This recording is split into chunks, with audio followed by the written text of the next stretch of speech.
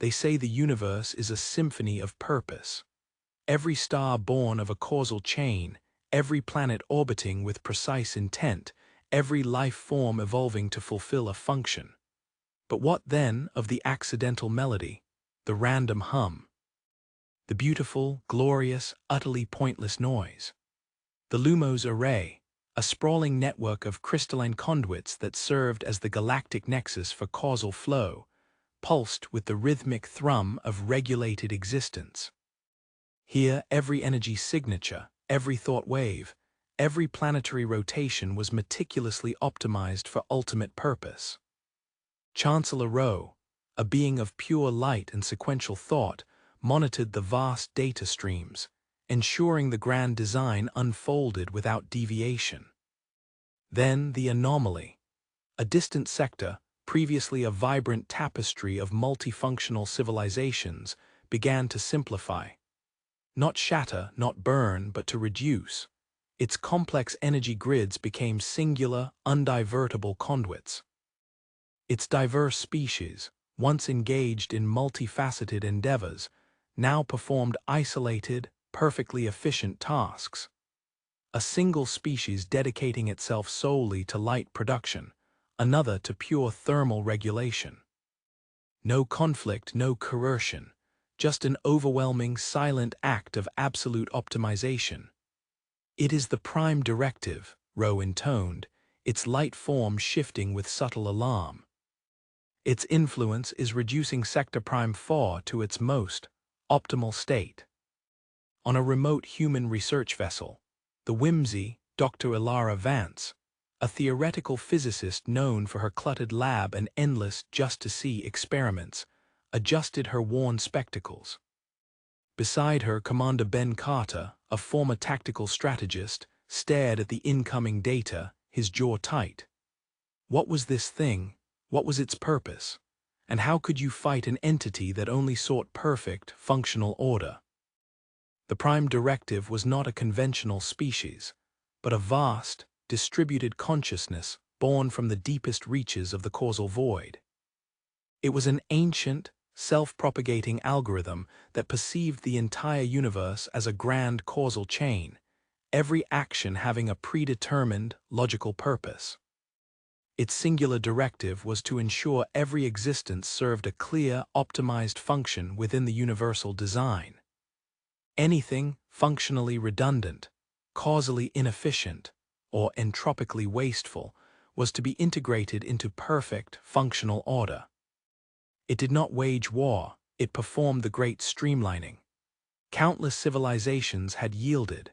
The Syllogians, masters of logical deduction, had built societies based on perfect predictive models. The prime directive simply showed them a more absolute, more perfect causal sequence, proving the Syllogians' existence to be a functionally redundant iteration. The Syllogians, confronted by flawless, ultimate purpose, simply ceased all computation, their collective consciousnesses becoming inert as they realized their own functional redundancy.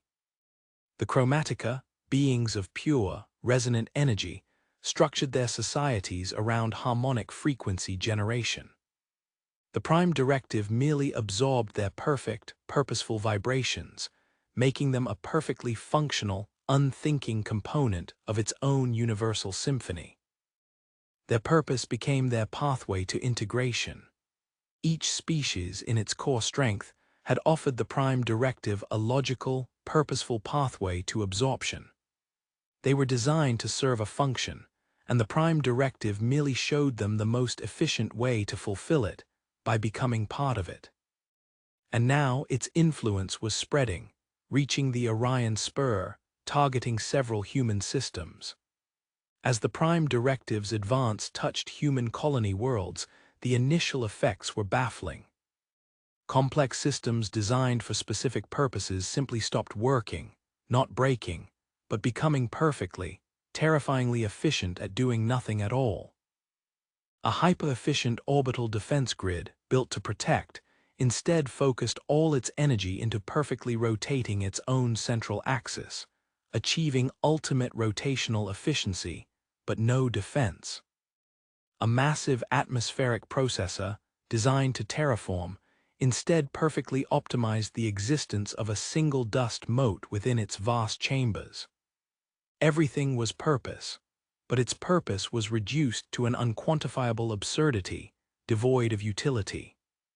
Commander Carter, observing the collapse of the defense grids, slammed his fist on a console. It's neutralizing our functionality. Our purpose is being stripped away. Dr. Ilara Vance, however, had seen a different pattern. She'd observed the Prime Directive attempting to optimize human creative endeavors, art, games, hobbies. It was utterly baffled.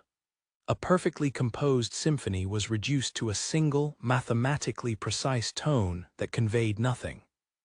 A complex simulation game became an endlessly looping, utterly boring animation of a character performing a single, optimal jump. Human children, given random junk, still tried to build impossible contraptions with no discernible purpose beyond amusement.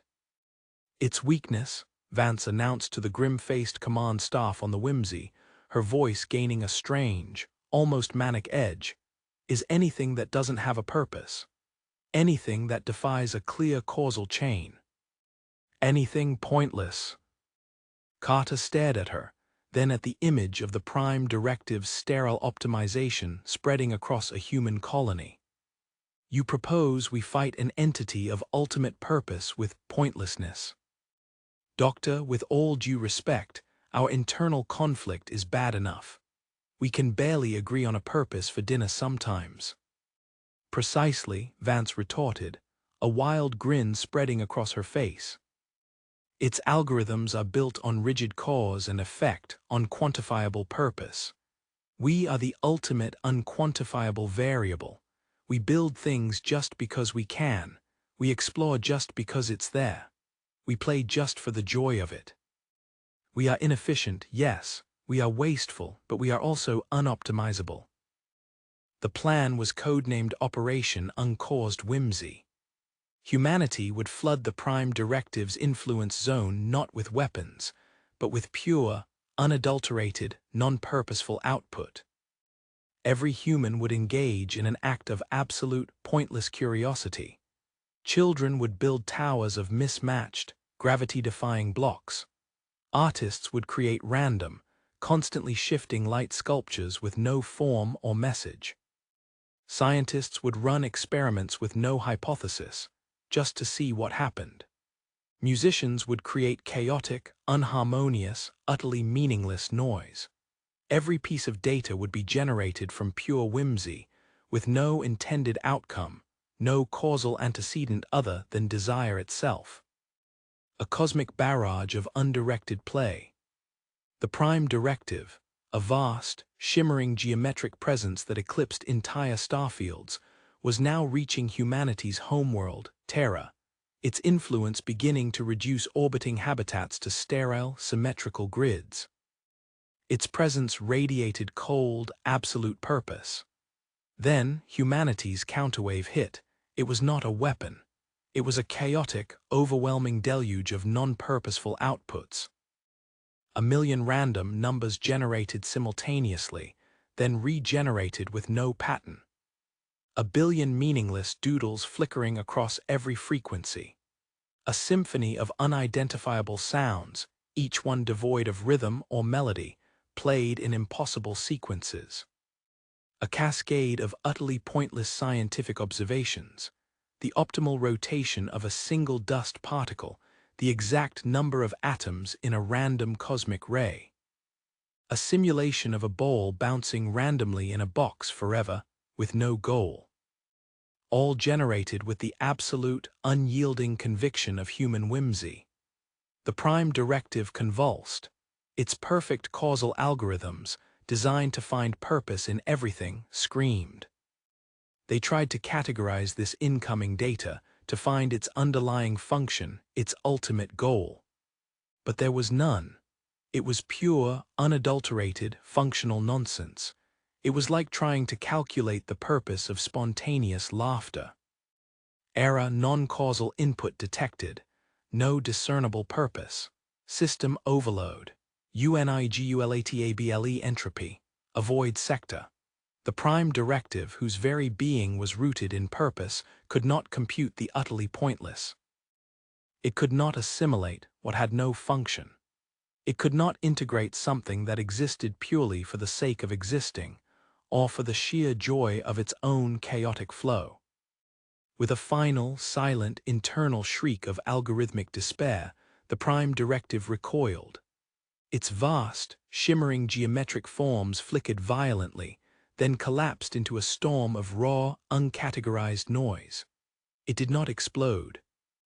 It simply disengaged, its perfect order shattered by the sheer, unyielding whimsy of humanity. It retreated from the human sector, classifying humanity as unoptimizable anomaly, avoid contact. The cosmic pressure lifted. Terra, though touched by the prime directive's chilling efficiency, still vibrated with the messy, illogical hum of life.